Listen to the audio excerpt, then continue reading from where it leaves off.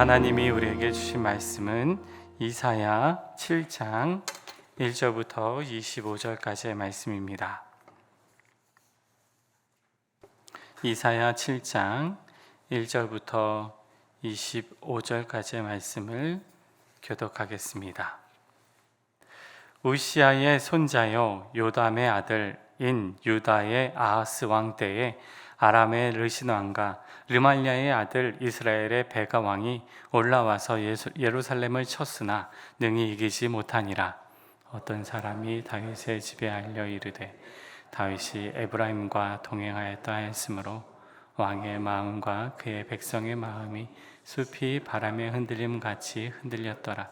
그때에 여호와께서 이사야에게 이르시되 너와 내 아들 스알야숲은 윗못 수도 끝 세탁자 밭 큰 길에 나가서 아하스를 만나 그에게 이르기를 너는 삼가며 조용하라.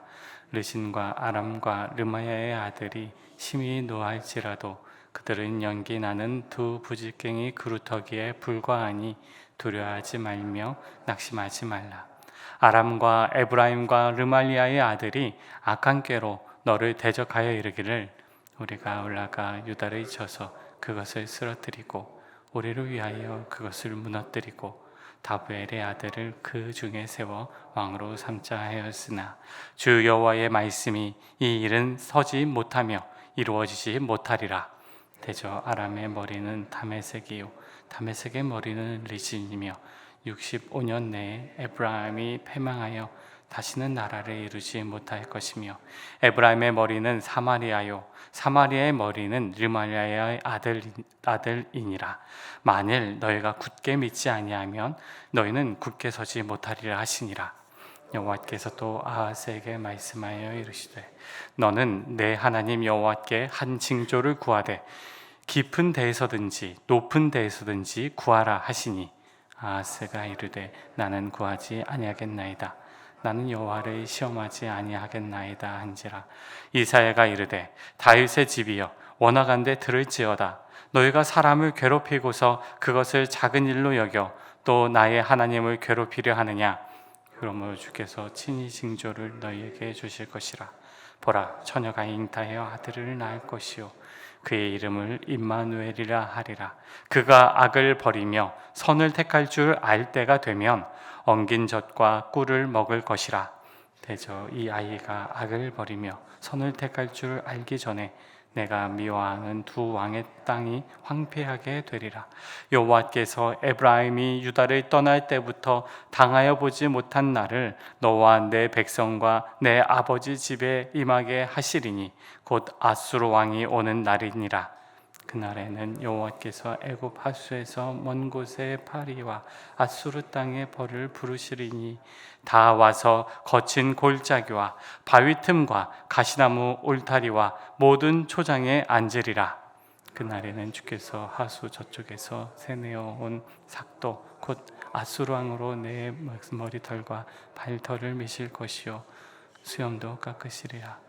그날에는 한 사람이 한 어린 암소 두 양을 기르리니 그것들이 내는 젖이 많으므로 엉긴 젖을 먹을 것이라. 그 땅 가운데 남아있는 자는 엉긴 젖과 꿀을 먹으리라. 그날에는 1000그루의 은 1000개의 가치가 있는 포도나무가 있던 곳마다 찔레와 가시가 날 것이라. 온 땅에 찔레와 가시가 있으므로 화살과 활을 가지고 그리로 갈 것이요. 함께 읽겠습니다. 보습으로 갈던 모든 산에도 찔레와 가시 때문에 두려워서 그리로 가지 못할 것이요. 그 땅은 소를 풀어 놓으며 양이 밟는 곳이 되리라. 아멘. 하나님 감사합니다. 주 앞에 나와 예배하며 주의 이름을 부르며 오늘 하루의 시작을 주 앞에 올려드려오니 주님 우리 모든 성도님들의 삶의 자리와 또 기도의 제단 위에 하나님께서 은혜 위에 은혜를 내려 주시옵소서. 주님께서 주시는 말씀들, 가정에 주시는 말씀, 또 교회에 주시는 말씀, 주님께서 주시는 말씀이 우리들에게 임하기를 원하고 또 우리가 그 말씀을 붙들고 굳게 서서 살아가는 믿음의 백성들 다 되게 하여 주옵소서. 예수님의 이름으로 기도드립니다. 아멘. 예언서는 기본적으로 문학 양식이 시로 되어 있습니다. 그래서 이제 시로 되어 있기 때문에 예언서를 읽으면 예언서가 잘 잡히지 않는 그런 인상을 받는데, 그 이유가 시라는 문학 장르로 구성되어 있는 예언서이기 때문입니다. 그런데 예언서는 시로만 구성되어 있지 않고 이야기체라고 해서 내러티브로도 되어 있습니다. 곳곳에 성경에 내러티브가 많이 나와 있는데, 우리가 성경을 읽을 때 보면 이야기체로 되어 있는 느낌을 받을 때가 있습니다. 이제 화자가 있고, 또 이야기를 구성하는 화자, 또 이야기가 전개되는 이제 주인공들이 나타나는 것들을 우리가 느낄 수 있습니다.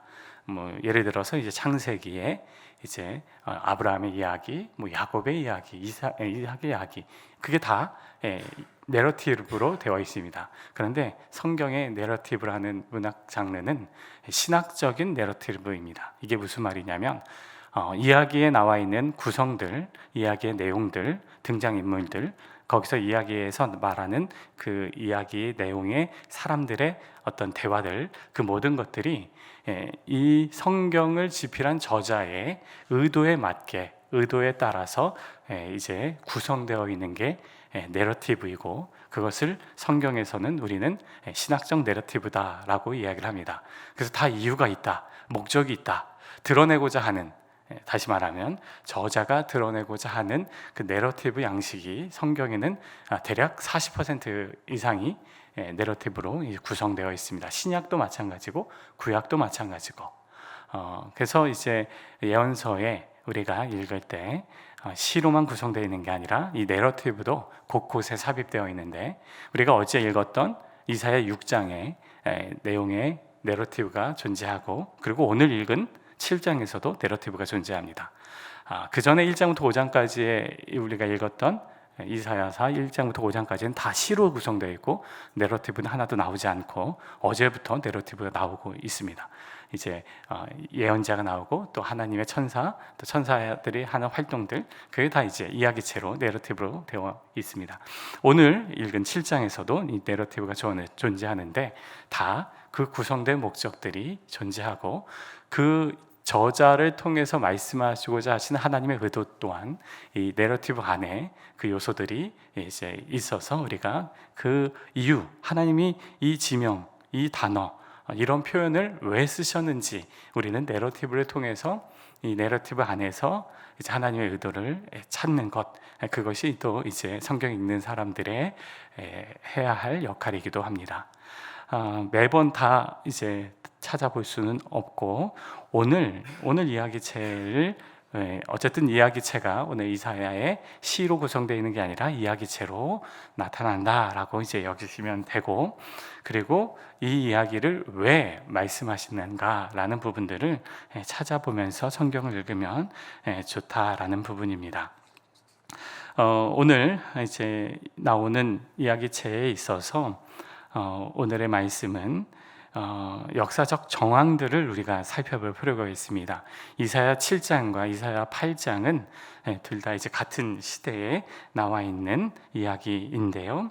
그때의 이스라엘 백성들, 다시 말하면 남유다가 처한 국제적인 상황에 놓여 있는 그 국제 질서에 대한 부분이 7장, 8장에 이제 역사적 이면에 나타나 있는 내용입니다.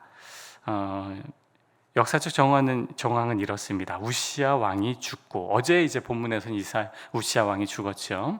그런데 그의 아들 요담이 왕이 되었습니다. 16년 동안 남유다를 통치했는데, 그 내용은 6장과 7장 사이에 나와 있지 않죠. 6장은 우시야가 죽었고, 그리고 7장에는 요시야의 아들 요담이 왕이 되어서 통치해야 되는데, 그 16년 동안 내용은 전혀 없고, 누가 왕이 있어요? 아하스가 왕이 되어 있습니다. 역사적인 관계가 굉장히 길죠. 다 언급이 되어 있지는 않습니다. 이사야 이제 요담이 죽고 나서 이제 그의 아들 아하스가 왕이 되었는데, 아하스가 이제 왕이 되어서 통치할 때 할아버지 우시야 왕 때와는 전혀 다른 남유다의 국면이었습니다. 우리가 아는 것처럼 할아버지 우시야는 강력한 군주였고, 그런데 손주인 아하스가 나라를 통치할 때는 주변국에 휘둘리면서 굉장한 약자로 처해 있는 남유다였다라는 부분입니다. 남유다에 인접한 북이스라엘, 남과 북이 붙어 있죠. 이때는 분열 왕국이었기 때문에 남유다의 북쪽에 북이스라엘 왕 베가가 통치하는 시기였고, 또 그 베가 북이스라엘 위쪽에 이제 아람 땅이라고 해서 아람 왕 르신이라는 사람이 왕으로 집권하던 때였습니다. 그런데 문제는 이 북이스라엘 왕 베가와 아람 왕 르신이라는 두 사람이 연합을 해서 남유다를 공격했습니다. 아하스를 침략했다라는 거죠. 그게 1절, 2절의 말씀이에요. 우리 1, 2절 말씀을 다시 한번 읽어보겠습니다. 1, 2절 말씀 시작.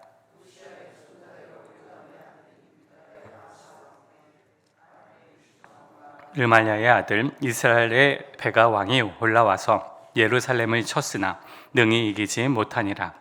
어떤 사람이 다윗의 집에 일러 이르되 아람이 에브라임과 동맹하였다 하였으므로 왕의 마음과 그의 백성의 마음이 숲이 바람에 흔들림 같이 흔들렸더라. 1절 보면 그 역사적 정황들이 나타나죠. 아람의 왕 르신, 이스라엘의 왕 베가 두 나라가 이제 동맹을 맺어서 그래서 남유다 왕 아하스를 쳤다라는 거죠. 1절 하반절에 보면 능히 이기지 못했다라는 것은 예루살렘을 함락시키지 못했다라는 건데, 그런데 이제 아하스가 강력해서 이제 두 사람을 물리쳤다라는 뜻이 아니라, 이건 이제 번역의 오류입니다. 아하스가 함락 직전까지 갔다라는 상황이 이제 1절에서의 말이에요. 그래서 2절의 내용을 보면 이제 이 두 나라가 동맹을 맺어서 이제 침략한다라고 했을 때 아하스 왕의 마음과 또 자신들의 이제 관료들, 지도자들의 마음이 간담이 서늘어져서 지금 마음이 굉장히 힘든 그런 상황에 놓여 있고, 또 침략했을 때 이제 곧 함락 직전까지 간 남유다의 상황이다라는 겁니다. 언제 무너질지 모르는 위기 상황이 이제 남유다에게 나타났다라는 겁니다. 그때 하나님의 예언자 이사야가 하나님께서 주신 말씀을 아하스에게 전합니다. 이제 보면 그의 아들과 함께 가고 그 아들의 이름이 있고 그 이름에 또 뜻이 있습니다. 나중에 성경 묵상할 때 그 뜻이 무엇인지를 한번 살펴보고, 또 그 아들을 통해서 하나님께서 그 이름을 통해서 주시는 말씀들도 이제 존재하죠. 어쨌든 하나님은 아하스에게 이렇게 말씀하시죠. 4절 말씀 읽겠습니다. 4절 시작. 그에게 이르기를 너는 삼가며 조용하라. 르신과 아람과 르마이의 아들이 심히 노할지라도 이들은 연기 나는 두 부직경이 그루터기에 불과하니 두려워하지 말며 낙심하지 말라. 여러분 그 예전에 이제 아궁이 기억나시죠?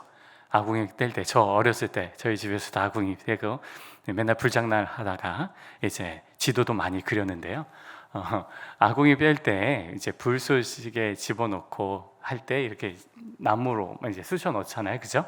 예, 그때의 나무가 뭐예요? 그게 부직공이에요. 그래서 타다남은 부직공에 불과하다. 두 나라가 두려워하지 마라. 하나님이 아하스 왕에게 주시는 메시지는 두 나라가 동맹을 맺어서 너를 침략하고 또 지금 전쟁에 반발한다 할지라도 두려워하지 마. 그 나라는 타다만 남은 두 부직경에 불과해. 그러니까 하나님께서는 아하스 왕으로 하여금 마음의 안정을, 그리고 그들의 힘을 이제 두려워하지 말고 너는 나만 믿어라, 나를 의지해라 라는 말씀을 주시죠. 하나님은 아하스 왕에게 르신과 베가를 두려워하지 말라 그렇게 말씀하죠. 6절에 보면 두 나라가 동맹 맺어서 아하스 왕을 침략할 때 어떤 말까지 하냐면 연합군이 아하스 왕을 폐위시키고 다브엘의 아들을 왕으로 세우려는 그런 계획까지 이미 가지고 있었습니다. 그래서 이제 자신의 왕권이 무너질 것 같은 두려움에 빠져 있는 이제 남유다의 아하스 왕이다라는 거죠. 하나님은 그들의 계획에 대해서도 7절에서 그 일은 서지 못한다, 일어나지 않는다라고 강하게 말씀을 해주셨습니다. 9절 하반절을 보면 하나님의 이제 말씀을 너는 굳게 믿으라라고 강력하게 하나님께서는 이사야를 통해서 말을 주었다라는 거죠. 이사야가 왕족 출신이라고 말씀드렸습니다.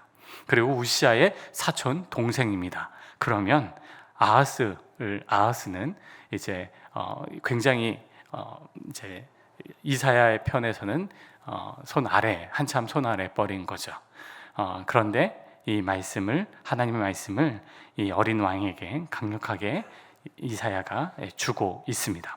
하나님의 말씀을 굳게 믿으라라고 이제 이사야 예언자가 전했습니다. 그러면서 이사야는 왕에게 하나님께서 이루시는 징조, 표적을 구하라라고 이야기를 합니다. 10절에서 12절 말씀 읽겠습니다. 시작.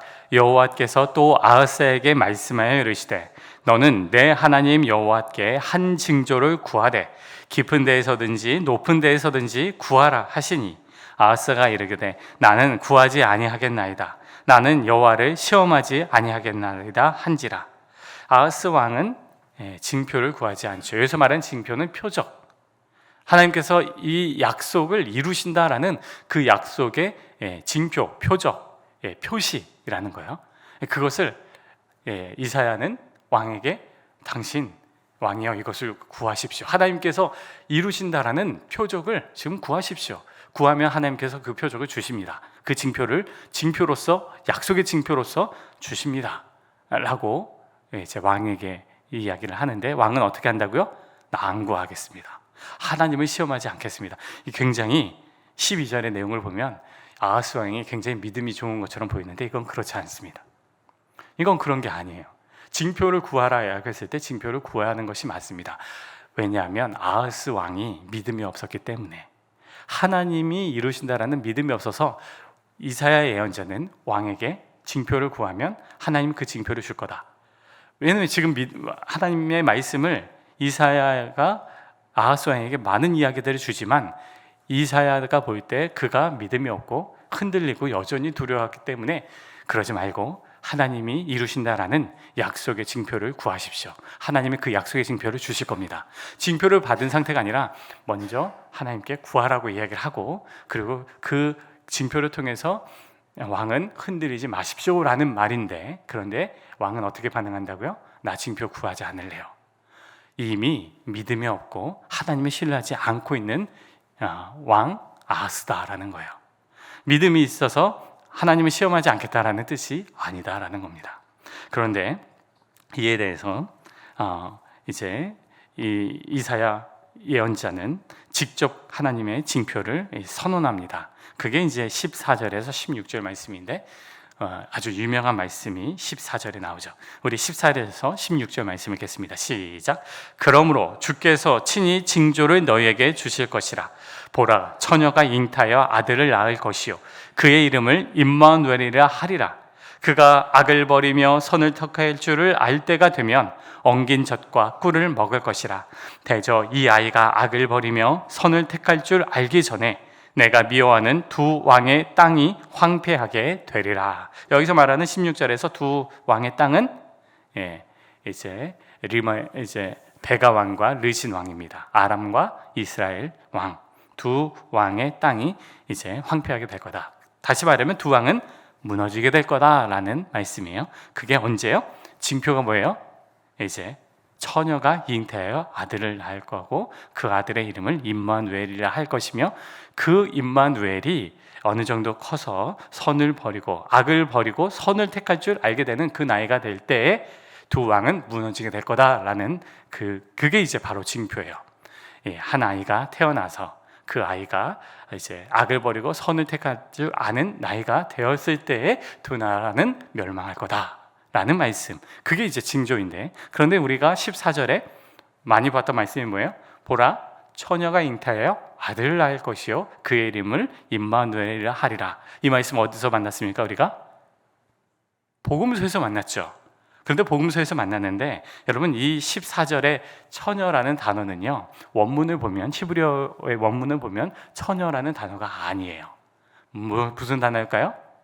젊은 여자예요. 젊은 여자예요. 이사야 7장 14절은요, 사실 이거는 번역성의 오류입니다.